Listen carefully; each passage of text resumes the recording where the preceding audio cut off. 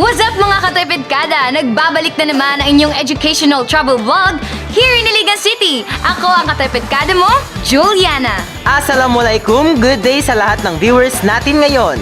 Naway naging masaya ang linggo ninyo at lalong maging makulay dahil magsasama-sama ulit tayo. Ako ang katripedkada mo, Karil. Maayad Hamaslum. Last week, we featured the story of 3 students of Rugungan Agricultural High School. But today's episode, ihatid naman namin sa inyo ang isang kwento na magbibigay inspirasyon sa ating lahat. Ako ang katripedkada mo, RJ. At ito ang Triped TV!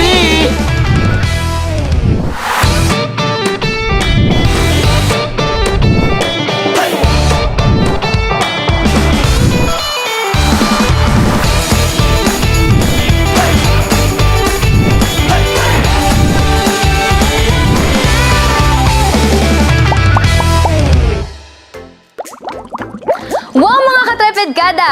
Kakaiba ang aura natin ngayon. Ready na tayong mag-swimming! Yes, tama ka, Juliana. Maglalakbay tayo sa mundo ng isang manlalangoy na ating ding katripedkada. Walang iba kundi si... Katripidkada Excel! I am so excited to the highest level dahil tuturuan tayong lumangoy ng ating katripedkadang Excel. Naku po, nai-excite kayo dahil marunong kayong lumangoy. Eh, paano naman ako? Problema mo na yan, RJ. Kaya pumunta na tayo sa ating set.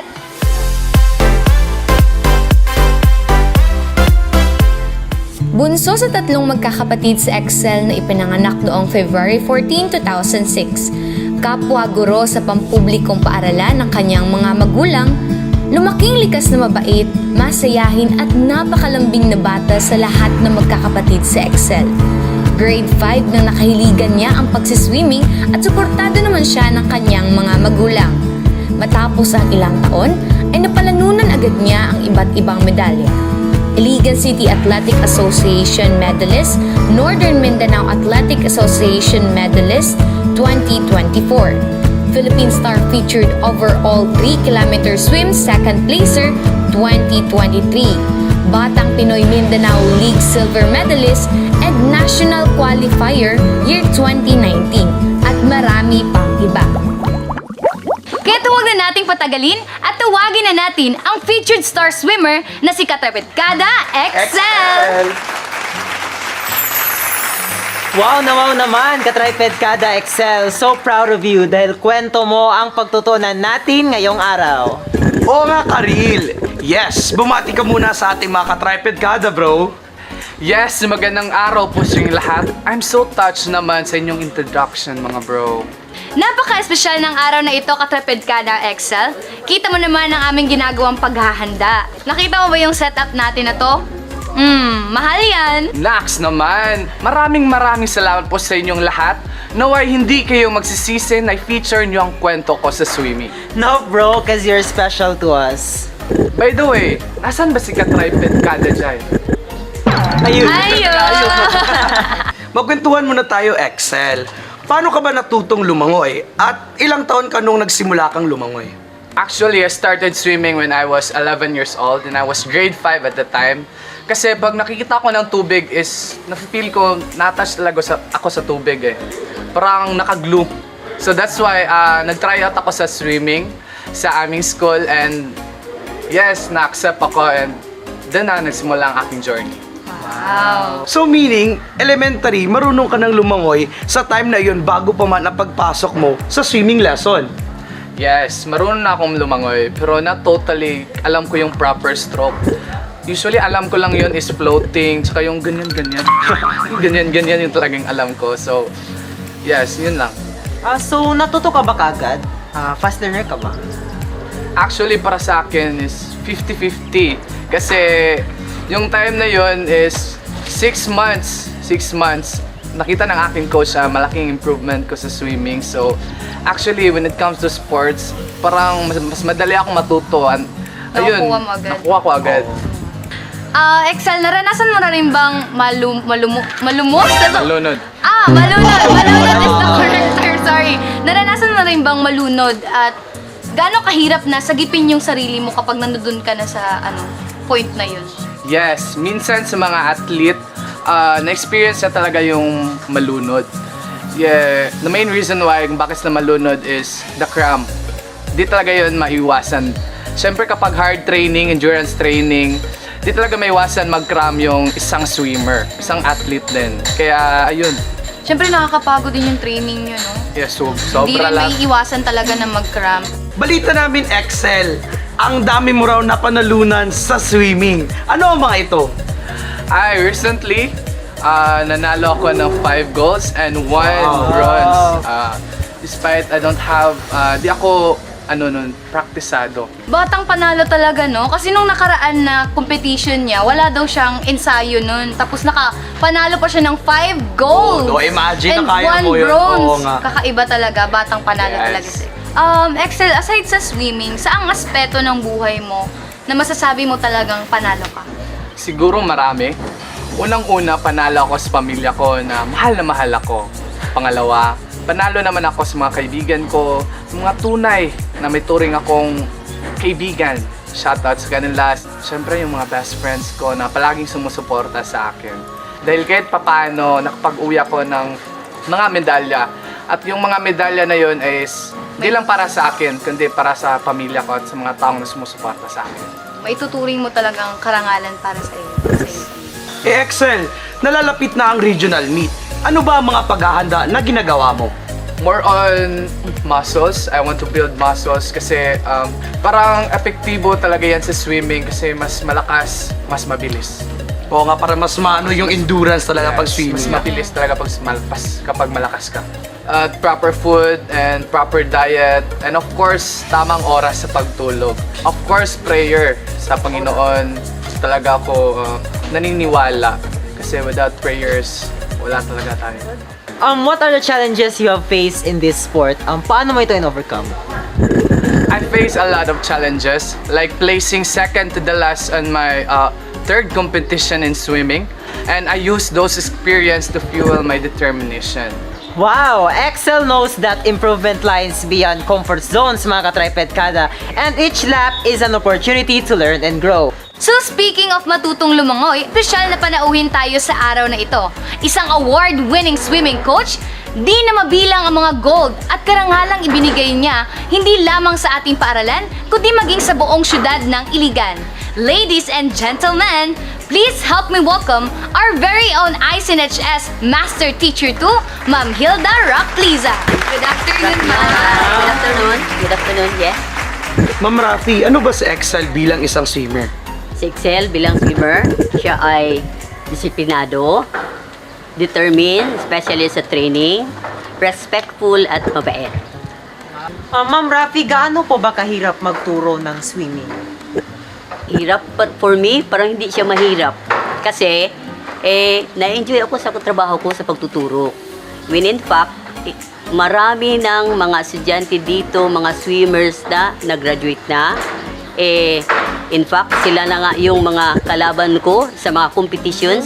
Kasi, mga from swimmer to trainer, naging coaches na sila. And then, nasa iba't ibang lugar sila ngayon, not only in Iligan, kahit nasa Davao, nasa Osamis, sila na yung pagdating sa competition, noon, swimmer ko sila, ngayon, kalaban ko na sila. No? Sabi, napakagaling naman magturo ni Ma'am Hilda. Oo nga. Gusto ko yan. Marami akong natutunan, especially in disciplining a student. So, I truly believe Ma'am Rapliza and ina-idolize ko siya when it comes to coaching sa lahat ng bagay natin. Marami na talaga akong natutunan sa araw na ito. Ma'am Rafi, pwede ba namin malaman kung ano ang mga strokes sa swimming? Oo naman. Meron tayong 4 na strokes. Yung sinasabi nila na mahirap, nakakapagod, yun ang tawag doon ay butterfly. No? Butterfly. Yeah. Hindi ka lilipad nun, ma'am, ha? Pwede. No. Yung sabi Nasa nila, tubig lang. Yeah, lilipad ka, nasa tubig lang. Yun ang sinasabi nila na why walk when you can fly. No? Okay, pangalawa, Gusto ko yan. no, yung fly, pangalawa, meron tayong backstroke. No? Backstroke, yeah. Nakatihaya ka, no? And then nag-kick. And then pangatlo, meron tayong breaststroke, yung tinatawag nila na yung sa palaka, ang Frog. kick. Frog. Yeah. Oh. Oh. And then, yung pinakamabilis na 4 sa strokes, yung freestyle. Yun ang pinakamabilis. Sa 4 naman, ang pinakamahina doon na stroke, ang breaststroke. Yung front. Ay, ganun pala yun, Ma'am Rafi. Yeah. Marunong akong lumangoy. Marunong akong lumangoy. Marunong akong lumangoy. Pero, hindi ko alam kung anong tawag sa mga strokes na yun. Sa mga langoy na Sa mga yun. langoy. Tawag yun. Yung backstroke. Basta ako yun. Talaga. Basta Ano yun? Excited na lang Oo, ako oo, sa oo. swimming. Tama na guys. Alam na natin na napakalaga na matuto tayong lumangoy dahil isang proteksyon ito sa bawat isa sa atin.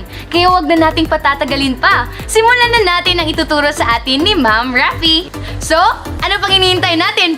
Punta na tayo sa swimming pool! Let's go! Narito ang mga paghahanda na ginagawa namin bago lumangoy.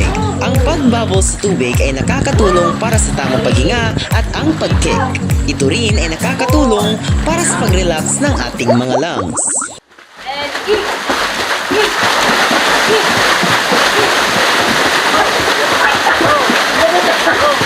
Layo sa doctor. Layo ang kamot. Layo, layo. Kick! Okay. Okay, stop. Foot. Okay, kickboard in front. Ready, push, and go. Go, go, go, go. Kick, kick, kick, kick. Okay. Balik, balik. Ready, ready, go. Go, kick, kick, kick, kick. Go, go, go, go, go. Okay, bubble. Bubble, five times. Ayaw ko na kick. Ayaw ko na kick. Raise your right foot, ready, and go! Go, go, go! Ay, kick! The slide kick! Lamigyak, lamigyak! Kick! Kick! Kick! Okay, bubbles, bubbles, bubbles. Touch up drill, meaning you kick 10 times and then you raise you pull your right and then another 10 left, right, and left. Okay? Ready? Go, go, go, go. Right. Left. Okay, very good. Great. Next. Ready, set, go. Go, go.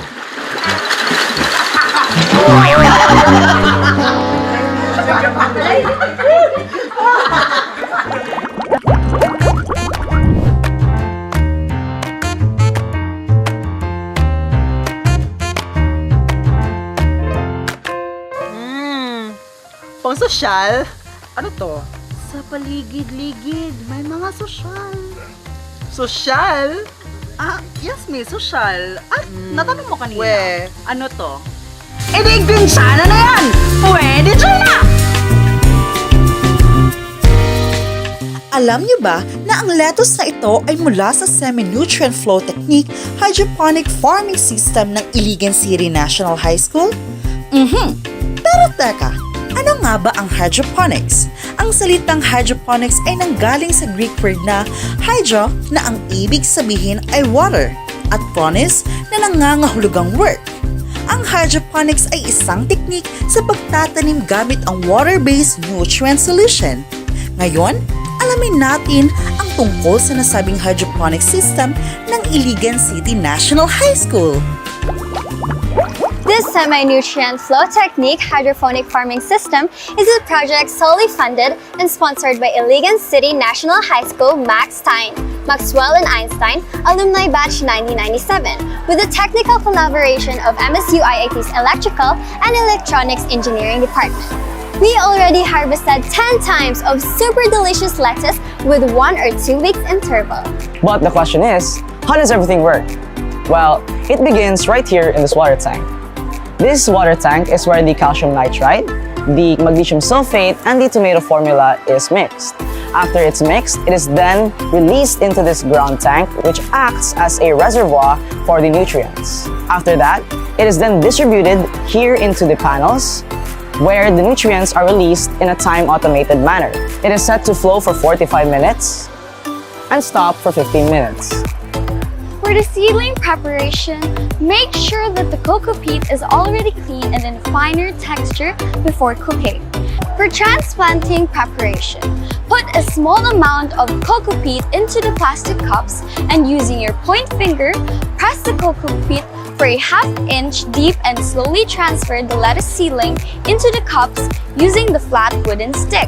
Place it evenly into the panels where the nutrient solution is flowing within an interval of 15-minute duration. So that's it, guys. We hope you learned something about our semi-nutrient flow technique, hydroponic farming system.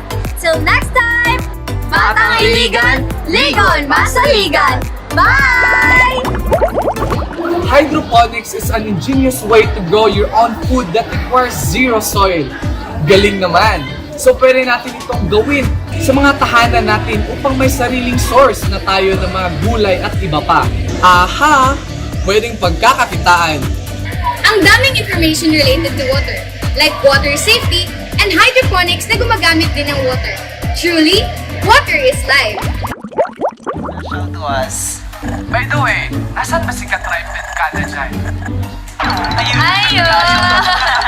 Magkwentuhan muna tayo, Excel. Paano ka ba natutong... Wow, mga ka-Triped Gada! Swimming! Yes, tama ka, Juliana.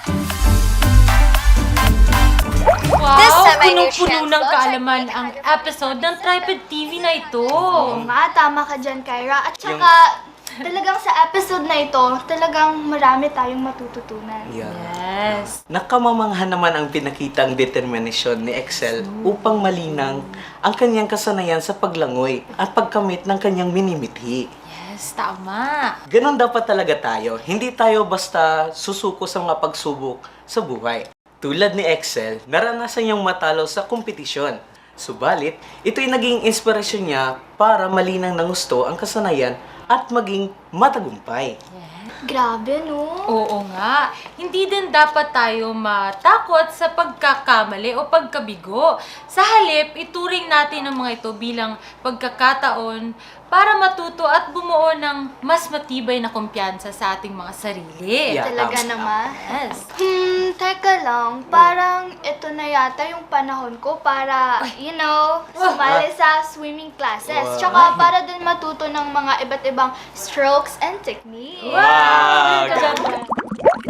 Bukod sa pag-aaral ng tamang paglangoy, dapat alamin ang mga panganib sa paligid tulad ng malalalim na bahagi ng pool o dagat. At sumunod sa safety rules. Dapat maging responsable sa sariling kaligtasan. Gusto ko rin yung sabi ng kanyang coach, yung dapat maging bukas tayo sa mga payo na makabubuti sa atin. Tandaan, ang mga payo ng mga magulang, guro at nakakatanda sa atin ay para sa sarili nating kabutihan. Tama! Wait lang, napansin niyo ba yung salad? Ano nga yun? Nakagugutom? Yung lettuce na galing sa hydroponics. Believe din ako sa mga mag-aaral doon na nagbigay ng mga inspirasyon sa atin upang magtanim at kumain ng gulay. Para sa akin, kakain na talaga ako. Dahil ang sustansyang makukuha natin sa gulay ay tumutulong sa pagpapalakas ng ating katawan at nagpapatalas ng ating isipan. Stay safe, stay healthy, at maging Batang Iligan, Ligon Masaligan! Kaya't abangan sa susunod na linggo ang panibagong adventure kasama ang mga Triped. Sama-sama tayong magkita sa Triped TV!